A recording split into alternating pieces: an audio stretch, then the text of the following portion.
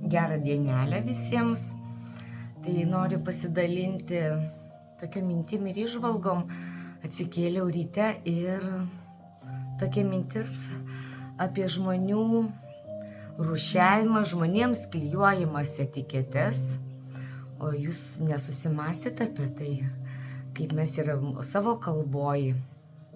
Būna, kad ai, tas durnas, tas netoks, masto ne taip.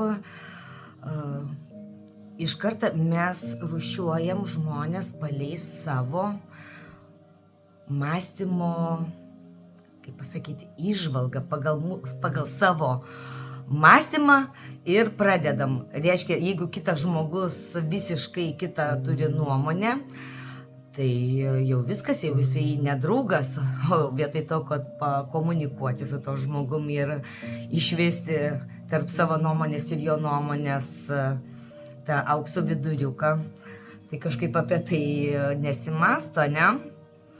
O reikėtų. Ir kas davė mums teisę teisti žmonės, kad ten jisai durnas, nemokša, o tiesiog jisai yra žmogus, lygiai tas pat Dievo kūrinys. Arba ta poetė, tas poetas, tas rašytojas, tas politikas, tai čia yra tik tais profesijos, o ne žmogaus savybės ar žmogaus identifikavimas. Tai tiesiog išmokim priimti kiekvieną žmogų, bet ne apie tai žinutė, kad išmokti priimti, bet svarbiausia išmokti neteisti. Va tas yra svarbiausia, kad jeigu ir nesutinka mūsų biolaukai, tai mūsų teisė pasirinkti, ar bendrauti su to žmogum, ar išeina su jo žinių apsikeitimas, ar augimas yra su to žmogum.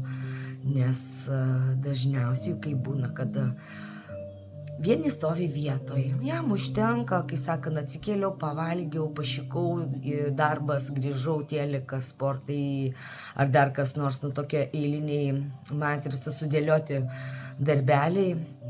Bet o kame augimas, kur laikas savo tobulėjimui? Vieni eina taip, kiti eina taip. Viena jo pasirinkimas, mūsų kitoks pasirinkimas.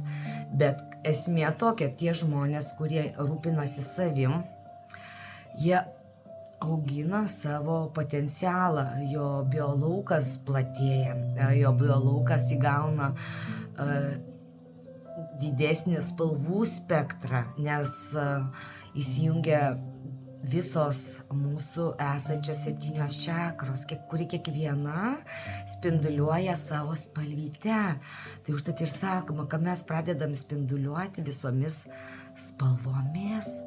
Bet tie žmonės, kurie eina tą tokią eilinį, aš nekalbu apie tas jaunas šeimas, jaunas mamytes, kurios yra priklausomos standartinis ritmas nuo vaikučių auginimo, bet ir tame, aišku, galima tikrai atrasti laikelio, bet yra žymiai sudėtingiau. Bet aš kalbu apie tos žmonės, kurie turi pilnai laiko savam augimui, savišvietai, domėjimuisi, skaitimų, kad auginančios informacijos, o ne žeminančios, bauginančios baimės vadžiamos, vibracijos pačios žemiausios, be pasidavimo, o tiesiog išjaučiant, kur yra tikra informacija, kur yra aukšto dažnio informacija, o ne primestinė, vardant, kad mūsų manipuliavimo.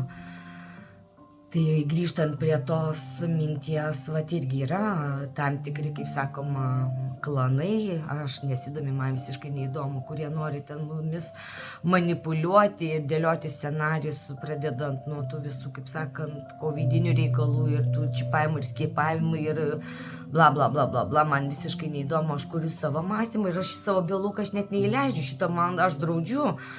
Man neįdomu jūsų planai, aš draudžiu šitiem planam įeiti, tai siūlau ir lygiai taip pat mokintis šitaip kurti savo biolaukus.